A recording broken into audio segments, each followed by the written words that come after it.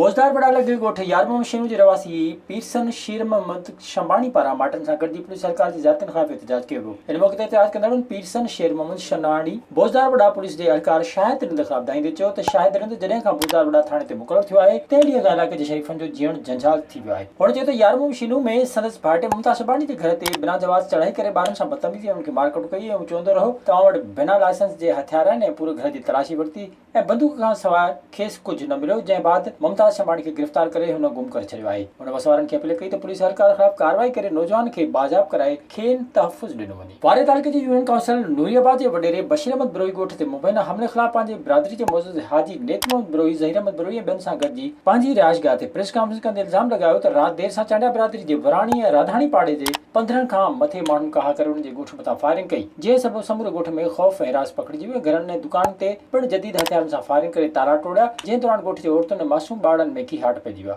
जंहिंजो इतला वारे थाणे ते ॾिनो वियो, जंहिं बाद हथियारबंद फरार थी विया। हुन चयो त हुन जो केस बि वारे थाणे ते दाख़िल कयो वियो आहे। हुन मुतालबो कयो त वाक़े जी अणधुरी जांच कराए ऐं मुलज़िम जवाबदारनि ख़िलाफ़ कानूनी कार्रवाई कई वञे। होॾां राब्तो करण ते SHO वारे मौक़िफ़ इख़्तियार कयो त बिरोही बिरादरी ऐं चांडिया बिरादरी जे राति वारे झेड़े दौरान चांडिया बिरादरी जो हिकु ॼणो ज़ख़्मी पिणु थियो आहे। नवाबशाह जे इलाइक़े मिरान कॉलोनी जी रवासण बेवा औरत हुस्ना ज़ाल अयाज़ मला पंहिंजे मासूम ॿारनि समेत गॾिजी नवाबशाह प्रेस क्लब ॿाहिरां एहतिजाजी मुज़ाहिरो कंदे चयो त संदसि ॾेर मुनीर अहमद मला मामे साजन ऐं निणान वज़ीरा संदसि 17 वरनि जी न्याणी उज़मा खे अगवा करे खणी विया आहिनि। हुन चयो त हुन अहिड़े वाक़े ते एयरपोर्ट पुलिस खे शिकायत कई, जंहिं हुन जी हिकु बि न ॿुधी ऐं धिका ॾेई ॿाहिरि कढी छॾियो। हुन चयो त हूअ कायदे आवाम यूनिवर्सिटी में पोरियो करे पंहिंजे मासूम बचड़नि जो पेट गुज़र कंदी आहे।